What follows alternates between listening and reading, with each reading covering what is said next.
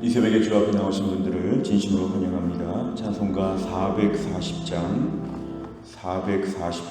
찬양드리겠습니다. 찬송가 440장입니다.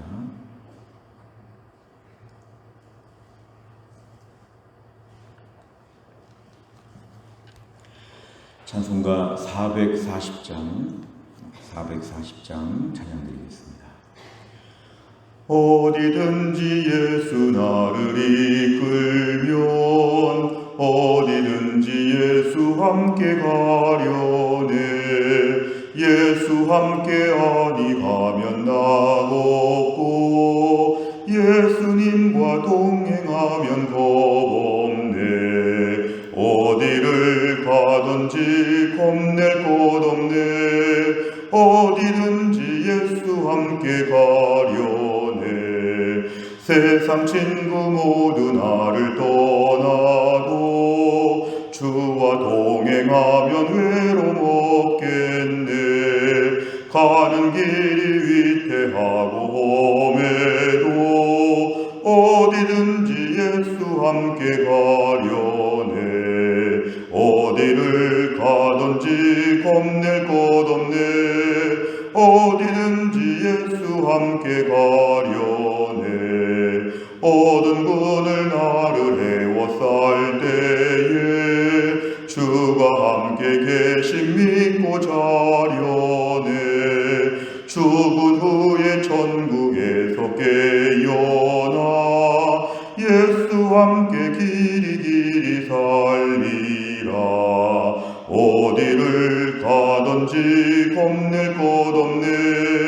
어디든지 예수 함께 가려네. 아멘. 하나님 말씀은 마태복음 16장 21절부터 28절입니다.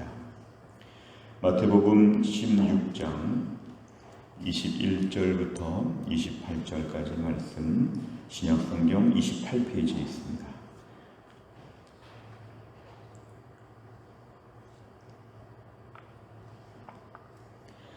마태복음 16장 21절부터 28절까지 말씀을 저와 한 절씩 교독하겠습니다. 제가 21절을 읽겠습니다.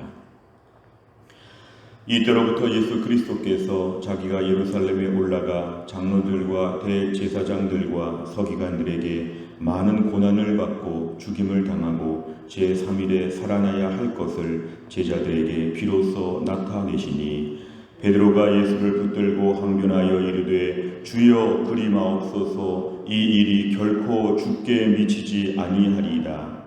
예수께서 돌이키시며 베드로에게 이르시되 사탄아 내 뒤로 물러가라. 너는 나를 넘어지게 하는 자로다.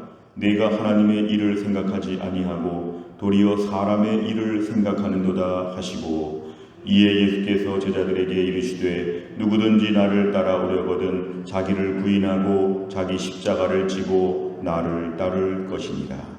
누구든지 제 목숨을 구원하고자 하면 잃을 것이요 누구든지 나를 위하여 제 목숨을 잃으면 찾으리라.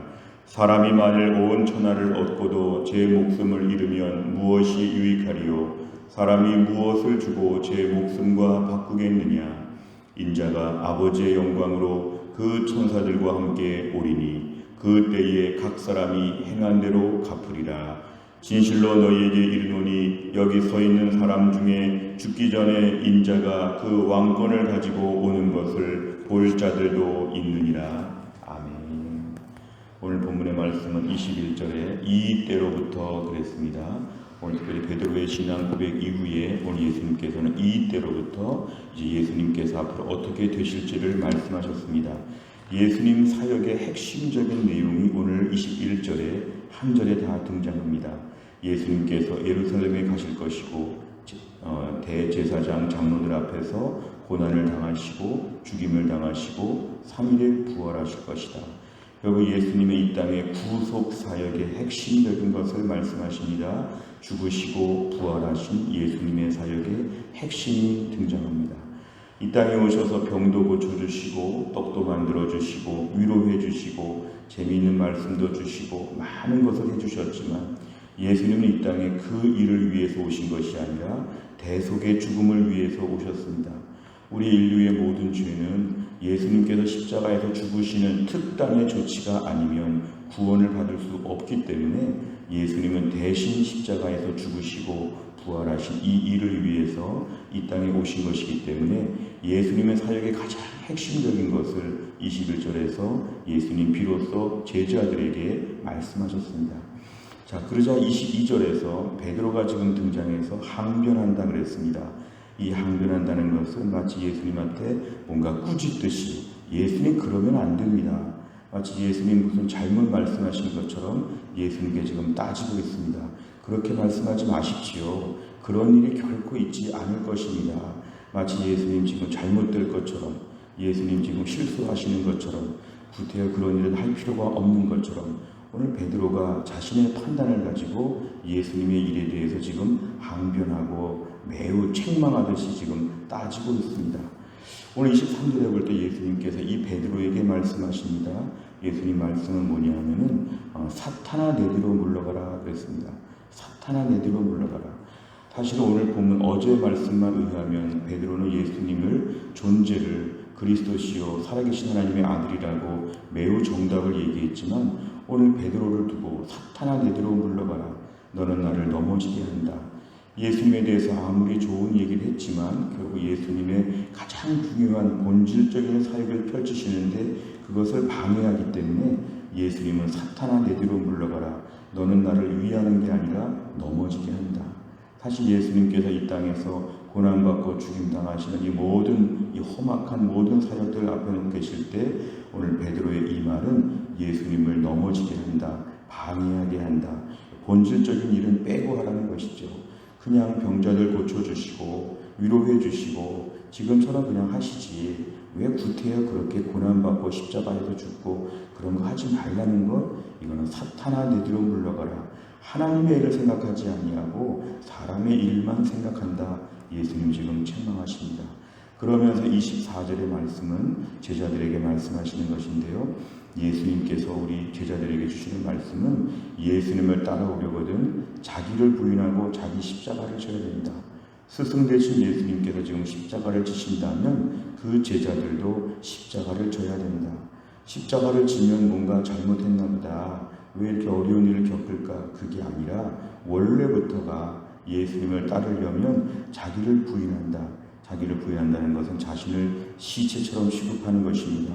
특별하게 아무 감각도 없는 것처럼 자기를 완전히 내려놓고 그 다음에 자기 십자가를 묵묵히 져야 한다.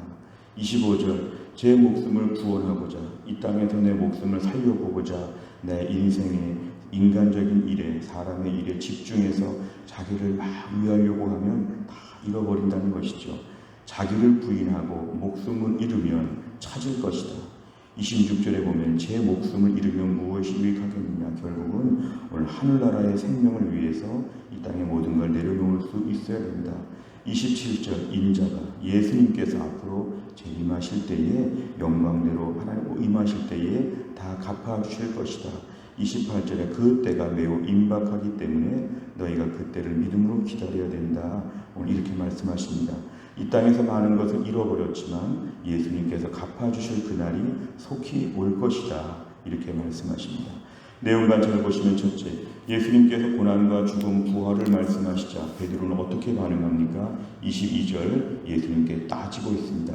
그렇게 하지 마십시오. 결코 그런 일이 있을 수가 없습니다. 이렇게 본인이 단호하게 이야기합니다. 두 번째를 보면 베드로의 반응에 예수님께서 어떻게 말씀하십니까? 23절, 25절까지를 보면 예수님이 단번에 베드로에게 사탄아 내뒤로 물러가라. 너는 나를 넘어지게 한다. 하나님의 일을 생각하지 않고 사람의 일을 생각한다. 자기 십자가를 반드시 져야 된다. 잃으면 얻을 것이고 얻으려고 하면 잃을 것이다. 결국 오늘 예수님의 제자의 길을 우리에게 보여주셨습니다. 세 번째로 보면 예수님께서 왜 베드로를 책망하시며 자기 십자가를 져야 한다고 말씀하십니까? 베드로는 어제 본문에서 사실은 칭찬받는 그러한 베드로였습니다. 예수님께서 오늘 베드로를 책망하신다는 것은 하나님의 일을 방해하기 때문에 그렇습니다. 예수님이 이 땅에 오신 목적을 지금 훼손하기 때문에 그렇습니다. 대속의 죽음을 주기 위해서 일부러 오신 것입니다. 구약에서부터 이미 다 예언된 것입니다. 예수님은 인간들이 워낙 악하기 때문에 잘 가르치고 타일러서 온전한 존재가 되는 것이 아니고 그 벌을 대신 받으시면서 우리를 살려주셔야 됐기 때문에 대속의 죽으심을 위해 오셨는데 대속의 죽으심 하지 말라는 것이기 때문에 이건 예수님의 구속사역에 굉장히 강한 타격을 입히는 아주 사탄의 그러한 속삭임이라고 볼 수 있습니다. 우리 누구나 다 이 땅을 살면서 편한 거 좋아합니다. 쉬운 거 좋아합니다. 대접받는 거 좋아합니다. 어려운 일이 있으면 뭔가 비정상적이라고 생각합니다. 특별히 주를 위해 살면서도 순종하고 믿음으로 잘 살면 복만 받을 것이라고 생각합니다. 그러나 이것은 우리의 십자가를 부인하는 것입니다. 예수님의 십자가를 부인하는 것을 놓고 사탄아 내 뒤로 물러가라 이렇게 한 것처럼 오늘날 우리의 십자가를 부정하는 것도 사탄의 역사입니다. 힘들고 어려우니까 교회 가지 말라. 힘들고 어려울 때는 봉사하지 말라. 힘들고 어려울 때는 지금처럼 신앙생활 열심히 하지 말라. 좀 더 편해야지, 쉬워야지, 좀 더 재미있어야지 이렇게 우리를 속삭이는 것은 사탄의 역사입니다. 결국 우리를 예수님의 온전한 제자가 되지 못하게 하는 것이죠. 무리 수준의 그냥 구경꾼처럼 쫓아다니고 떡만 먹고 병만 낫고 우리를 그렇게 하향 평준화시키는 사탄의 역사 앞에 우리가 단호하게 대처해야 됩니다. 예수님을 믿으려면 자기 십자가를 져야 한다. 오늘 24절 말씀 요절입니다. 나를 따라오려거든 자기를 부인하고 십자가를 져야 된다.